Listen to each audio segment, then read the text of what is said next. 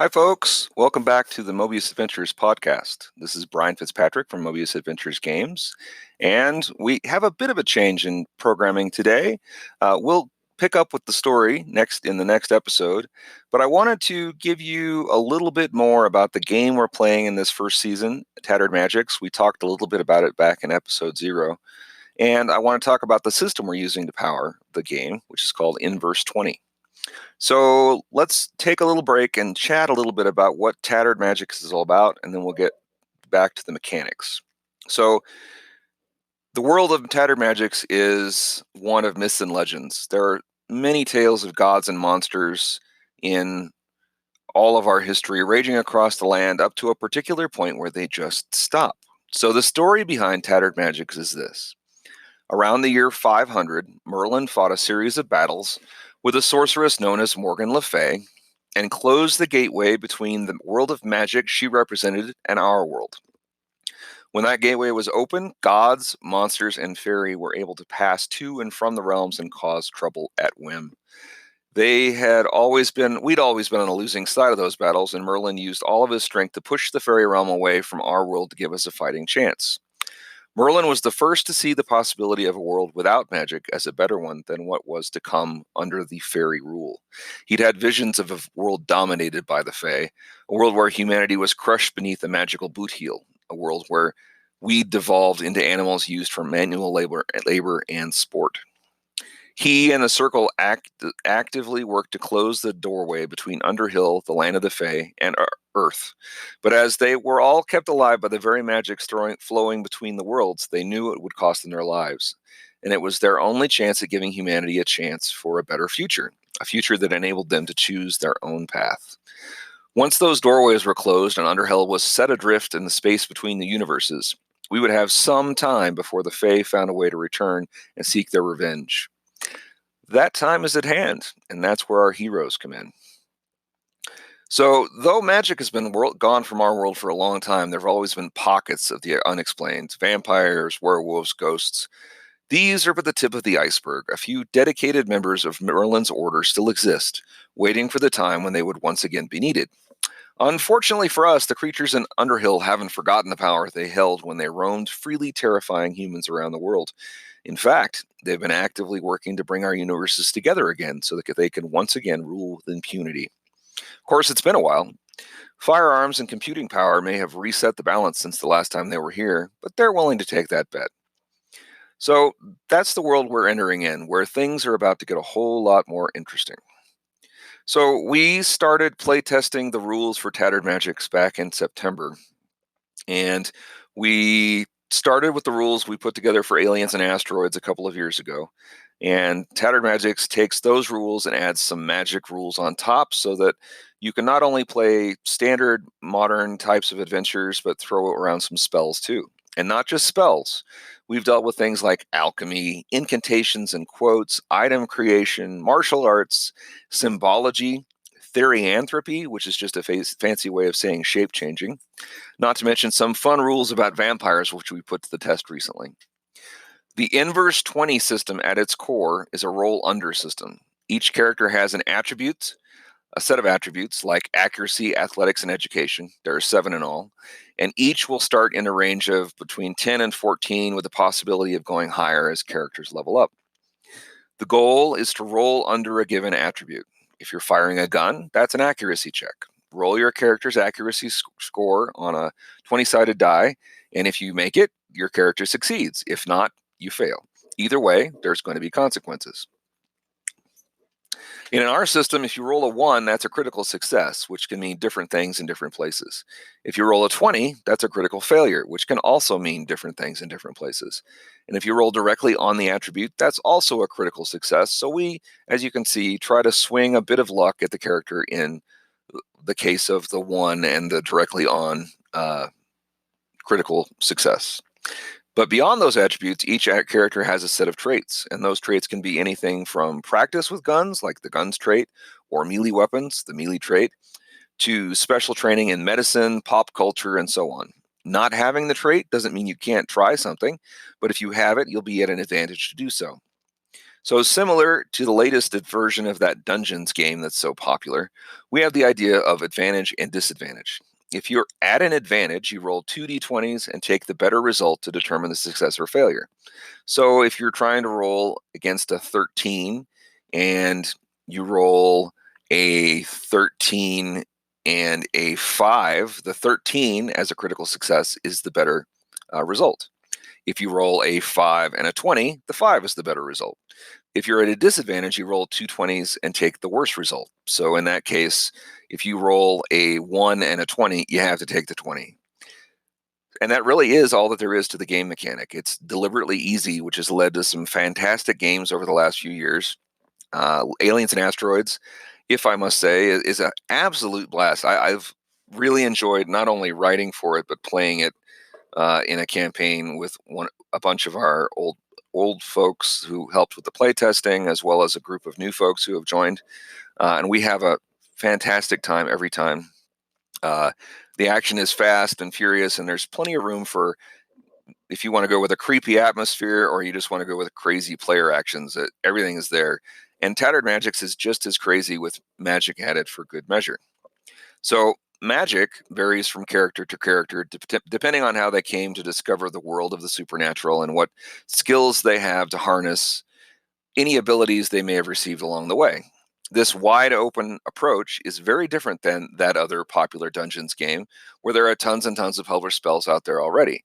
In our case, each character is organically creating their own methods to the magics they harness in the game, which is why you'll hear an insane variety in the techniques used. Everything from alchemy used in baking and tarot cards used as spell foci to good old martial arts powers harnessing kinetic energy or glimpsing the past and the future, spouting long quotes with an intended effect, and now we have a character even using temporary tattoos that she licks and slaps on a target to do something fun. So we really range widely in what we allow, and it's a bit of a negotiation between the players and the referee to figure out what's allowed. So it'll be different in every game you play, and we'll come up with some great examples in the book to offer some suggestions more than a list of pre-prepared spells that you can adapt for your own use. And let's go back now to the story so far. So far, the story has been mostly set in the fictional town of Plunkett, Wyoming, which is a small, fading town with about 5,000 people and a lot of supernatural activity, not far from the Tetons. Plunkett's been dying in the West ever since the mine shut down in 1973, but the boom started long before the bust. In 1875, gold was discovered, and workers flooded the area despite rough winters and rougher wagon trails. The town of Plunkett swelled to more than 2,000 hardy folk seeking to find steady work. By the 1920s, the gold rush was gone, but a few uranium deposits kept the diehards working the mine. That discovery, though, forced the town itself to move another 10 miles further east out of harm's way. Nobody wanted to raise their kids near a radioactive mine. For the next couple of decades, the town continued to grow, at one point reaching 11,000 people. Unfortunately, it wouldn't last. The mine bottomed out in the 1950s, but did its best to provide whatever materials it could to the surrounding area. Their claim to fame was providing some of the uranium that ended the war in the Pacific, and they were proud to have served their country in wartime. But pride wasn't enough to sustain a town that size. Several generations grew up in Plunkett and left to find their fortune elsewhere. A few of the original families still hang on, the Calvins, the Harris clan, and the Travis family. They continue to hold things together by a shoestring, owning many of the remaining stores, restaurants, and other businesses. They're mostly silent partners remaining behind the scenes. The Bennetts run a small tourist attraction near the site of the original Plunkett, offering tours of an official state-recognized ghost town to those who come calling. And between the old town and the new, there are 16 graveyards, with a combined population of dead residents much larger than the living. That alone puts the town of Plunkett on some interesting internet must-see lists. Sheridan is one of the closest major cities, only a couple of hours further east, and the Tetons provide a beautiful backdrop to the west.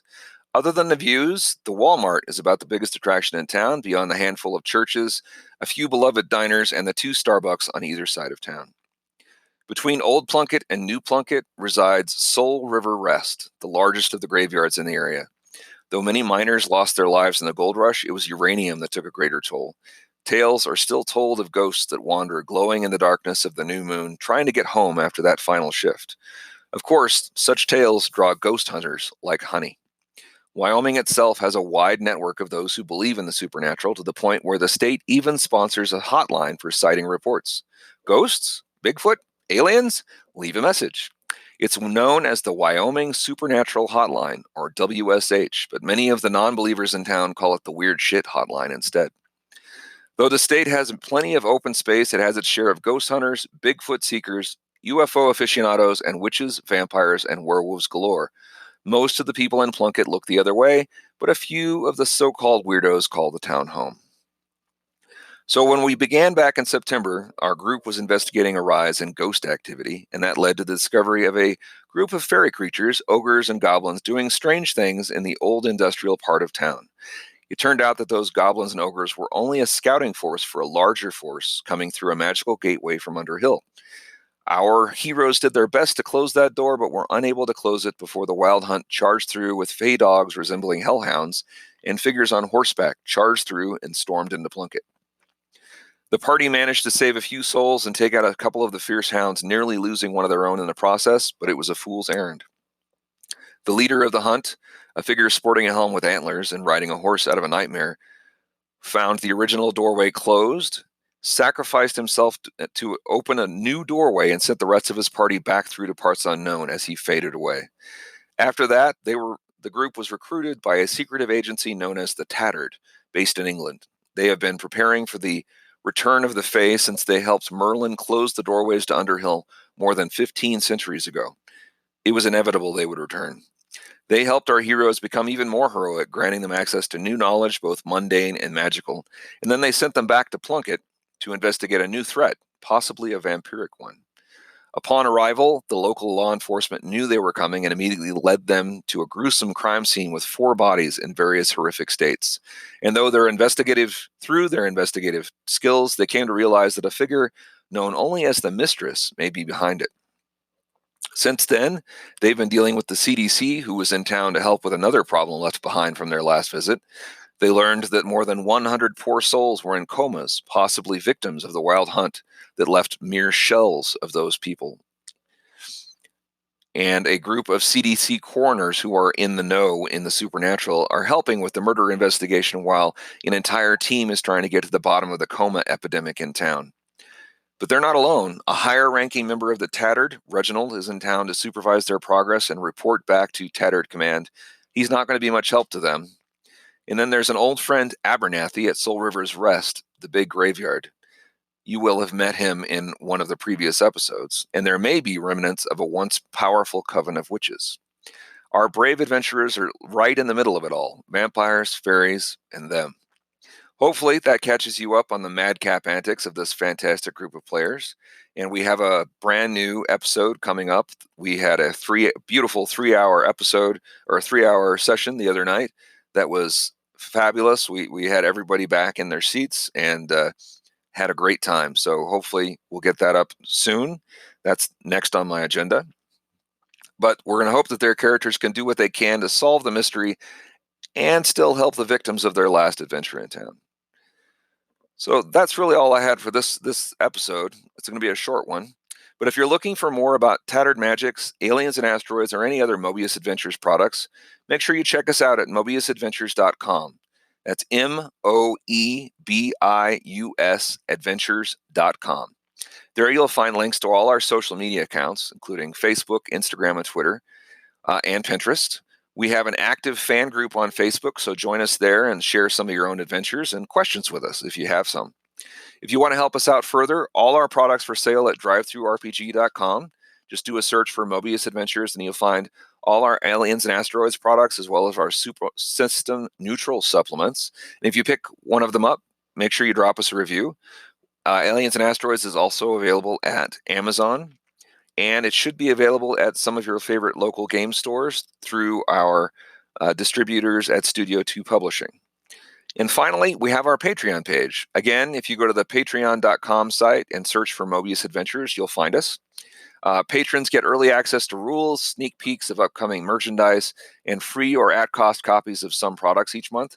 Drop us a few coins and help us keep making great products, and that'll help us out greatly. So thank you for supporting Moebius Adventures Games and giving our podcast a listen. And until next time, make sure you stay in the loop. Thanks.